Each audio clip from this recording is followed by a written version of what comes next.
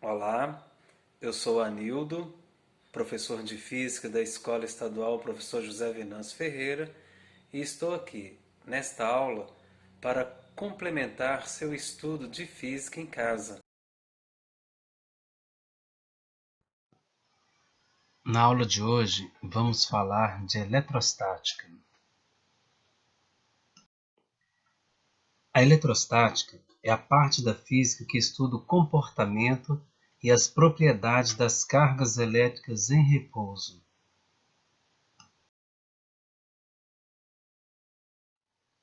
O que é carga elétrica? Carga elétrica é uma propriedade intrínseca da matéria, assim como a massa. Sua unidade no Sistema Internacional de Unidades, o SI, é o Coulomb, representado pela letra C. Para compreendermos os fenômenos elétricos, é preciso relembrar a estrutura atômica.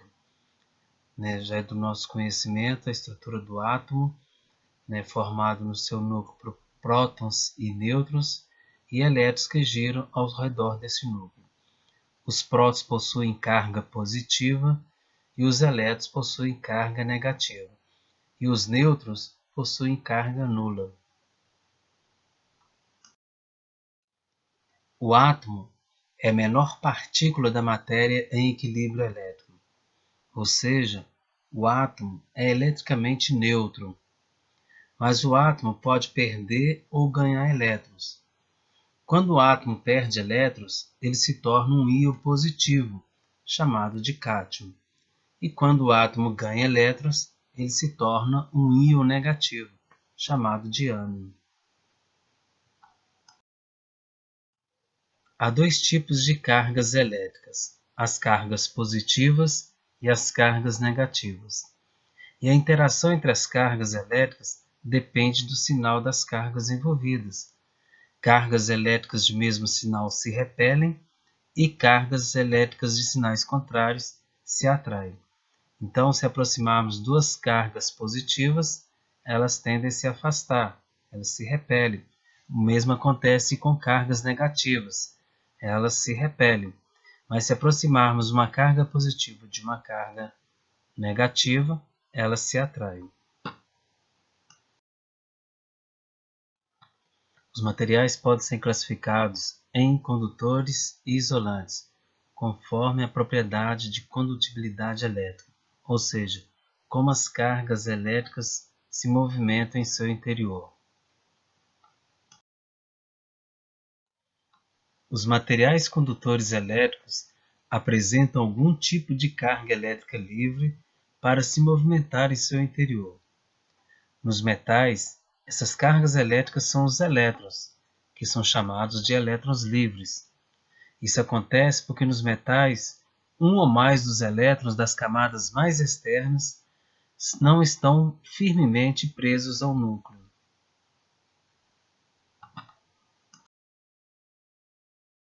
Os isolantes elétricos, também chamados de dielétricos, possuem todas as cargas muito presas, então é necessário uma energia muito grande para as cargas se movimentarem.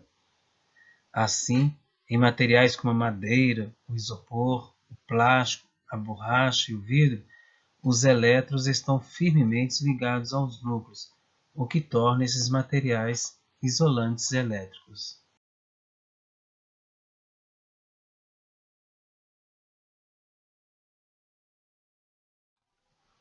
A água pura é um isolante.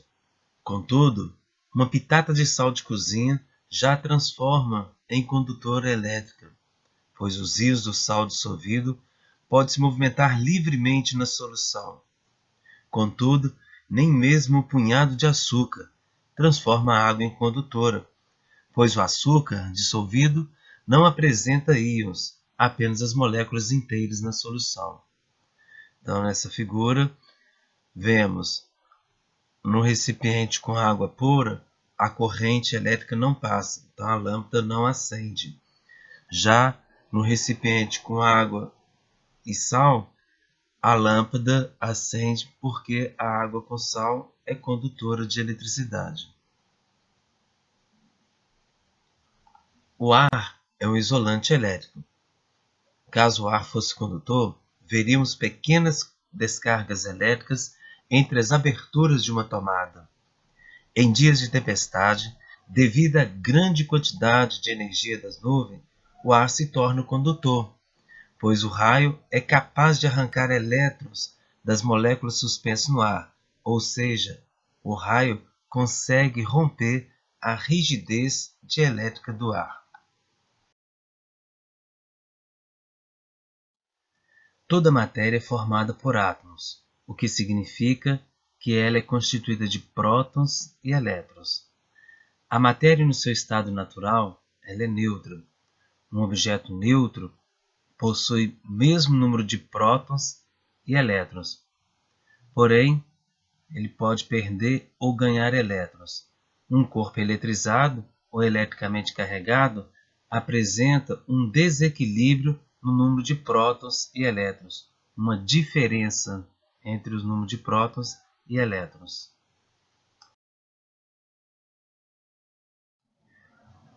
Um corpo neutro pode ganhar ou perder elétrons. Se ganha elétrons, ele se torna eletrizado com carga negativa. Então, um corpo negativamente carregado, o número de elétrons é maior do que o número de prótons. Porém, se o corpo neutro perde elétrons, ele fica eletrizado positivamente. Então, o corpo positivamente carregado, o número de prótons é maior do que o número de elétrons. A eletrização é um processo no qual um corpo inicialmente neutro é eletrizado. Neste processo, os elétrons são adicionados ou removidos de um corpo. Existem 3 processos de eletrização: por atrito, por contato e por indução. Eletrização por atrito. Considere inicialmente 2 corpos neutros. Quando atritamos esses 2 corpos de substâncias diferentes, haverá transferência de elétrons de um corpo para o outro. O que cedeu elétrons vai ficar carregado positivamente e o que recebeu elétrons ficará eletrizado negativamente. Considere um bastão de vidro e uma lã, ambos neutros, ou seja, em cada um o número de prótons é igual ao número de elétrons. Ao atritarmos o bastão de vidro com a lã, haverá transferência de elétrons do bastão de vidro para a lã. Ao final do processo, o vidro fica eletrizado positivamente e a lã eletrizada negativamente. É importante salientar que, como a quantidade de carga cedida pelo vidro é igual à quantidade de carga recebida pela lã, na eletrização por atrito, os corpos envolvidos sempre se eletrizam com cargas de mesmo valor absoluto, ou seja, módulo, porém de sinais contrários. O vidro adquiriu uma carga mais Q, enquanto que a lã adquiriu uma carga menos Q.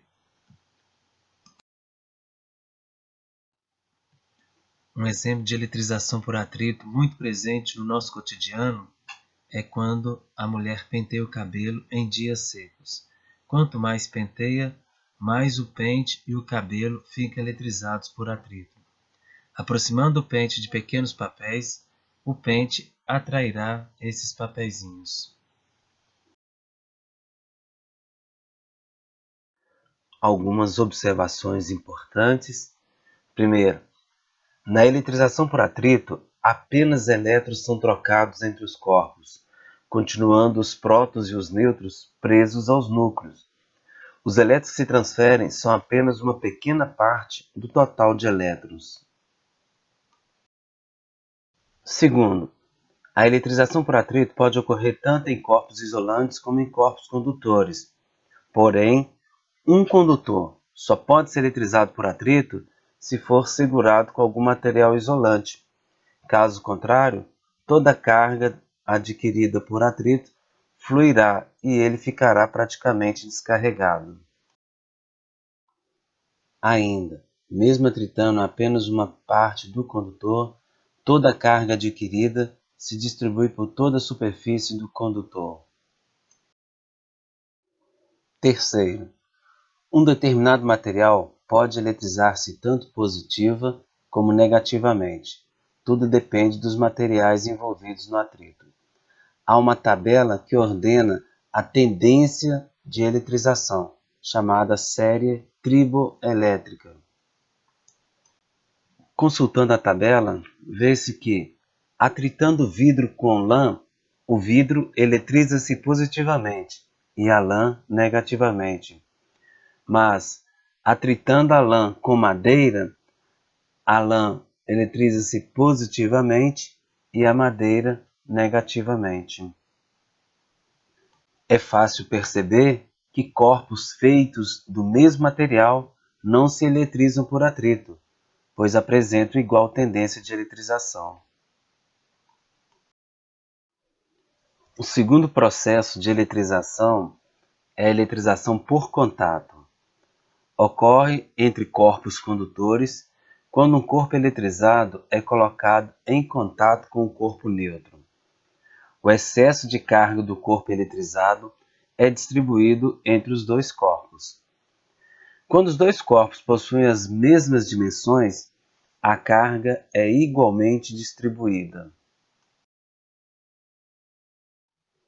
Considere dois corpos idênticos, um corpo A eletrizado negativamente e um corpo B neutro.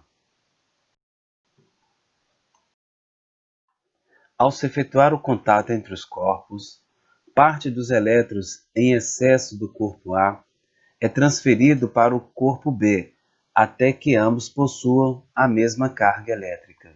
Na eletrização por contato de corpos idênticos, estes ficam eletrizados com cargas de sinais iguais e de módulos iguais.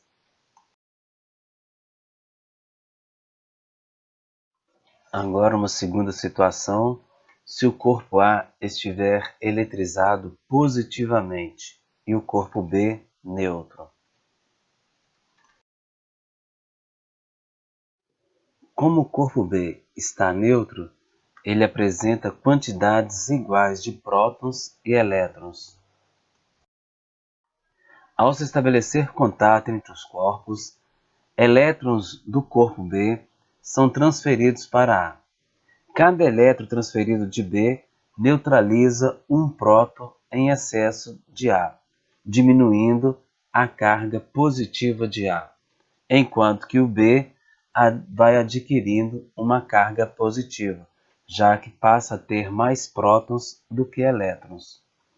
Ao final do processo, os corpos ficam eletrizados com cargas de sinais iguais, ficam positivas, e de módulos iguais também. Conclusão: na eletrização por contato para corpos idênticos, estes se eletrizam com cargas iguais em módulo e sinal, e a carga adquirida por cada corpo é igual à média aritmética das cargas antes do contato. O terceiro processo de eletrização é a eletrização por indução. Considere um corpo eletrizado negativamente que é colocado próximo de um condutor. Os elétrons deste condutor se movimentam repelidos pelo indutor eletrizado negativamente.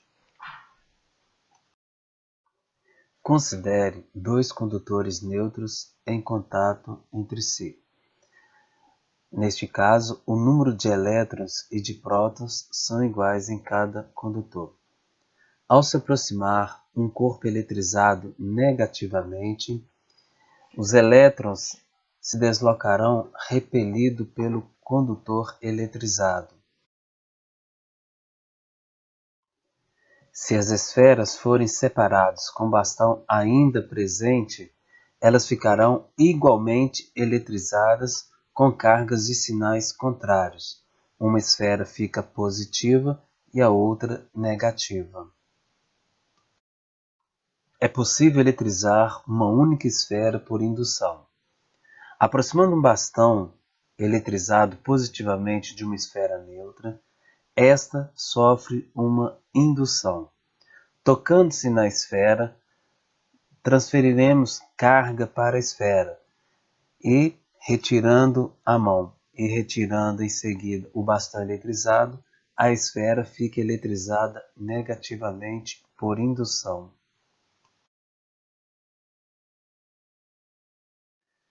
Outro processo de eletrização por indução é com aterramento. Considere uma esfera ligada à Terra através de um fio. Aproximando-se um condutor eletrizado negativamente, a esfera sofrerá uma indução. As cargas negativas em excesso na esfera descerão pelo fio terra. Desfazendo a ligação do fio terra, a esfera ficará eletrizada positivamente. Uma outra situação, se o corpo eletrizado for positivo. A esfera sofrerá uma indução, as cargas positivas da esfera atrairão os elétrons da Terra que subirão pelo fio. Desfazendo-se o fio terra, a esfera ficará eletrizada negativamente, uma vez que apresentará excesso de elétrons. Um corpo isolante não apresenta elétrons livres. Logo, o fenômeno da indução não ocorre em um isolante. Mas verifica-se que nos isolantes ocorre um fenômeno chamado de polarização. Os corpos isolantes podem apresentar moléculas polares. Em um isolante neutro, essas moléculas polares se distribuem ao acaso, na ausência de corpos eletrizados próximos a ele. Aproximando-se do isolante um bastão eletrizado positivamente, essas moléculas polares, também chamadas de dipolos elétricos, vão se orientar devido à atração elétrica, de tal maneira que todas as cargas negativas fiquem mais próximas do bastão carregado e as positivas mais afastadas. O efeito dessa polarização é fazer aparecer na extremidade próxima ao corpo eletrizado uma carga negativa e na extremidade oposta uma carga positiva. O dielétrico será então atraído pelo corpo carregado positivamente. É importante observar que não houve deslocamento de cargas através do isolante, como ocorre nos materiais condutores, mas apenas uma orientação dos dipolos.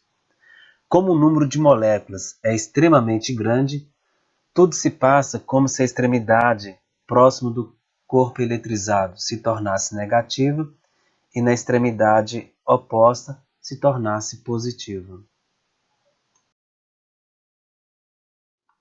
Nem todas as substâncias dielétricas apresentam moléculas polares, pois o centro das cargas positivas e negativas coincide. São chamadas de moléculas apolares. Mesmo assim, na presença de um corpo eletrizado, é possível que os dipolos apareçam e se orientem conforme o campo elétrico. Vamos falar agora dos eletroscópios, que são dispositivos que permitem verificar se um corpo está ou não eletrizado. Há dois tipos de eletroscópios, o pêndulo elétrico e o eletroscópio de folhas. O pêndulo elétrico consiste de uma bolinha de material bem leve, isopor, por exemplo, suspensa por um fio. Considere um pêndulo inicialmente neutro. Ao se aproximar um corpo do pêndulo e a bolinha do pêndulo for atraída por este corpo, significa que o corpo está eletrizado. Se o pêndulo estiver eletrizado e se aproximarmos um corpo com carga de sinal contrário, haverá uma atração. Porém, Se o pêndulo e o corpo eletrizado tiverem cargas de mesmo sinal, haverá uma repulsão. O eletroscópio de folhas é composto por uma garrafa transparente isolante, fechada por uma rolha igualmente isolante. Na parte superior, uma esfera metálica, e no seu interior, duas finíssimas folhas, lâminas metálicas, de ouro ou de alumínio. Um eletroscópio neutro tem suas folhas abaixadas. Ao se aproximar da esfera um bastão eletrizado negativamente, este vai repelir elétrons da esfera em direção às folhas. Assim, serão induzidas cargas positivas na esfera e negativas nas suas folhas. As folhas, com cargas de mesmos sinais, irão se repelir e se afastam uma da outra, o que demonstra que o bastão estava eletrizado.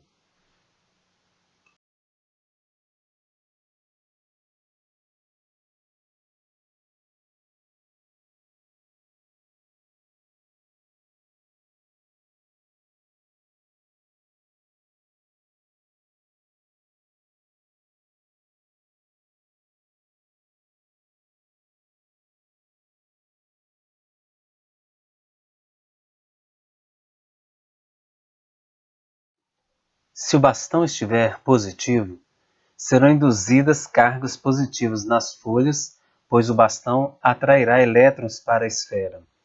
As folhas agora positivas vão se abrir devido à repulsão entre elas. Nas duas situações, com eletroscópio, é possível descobrir se o bastão está ou não eletrizado.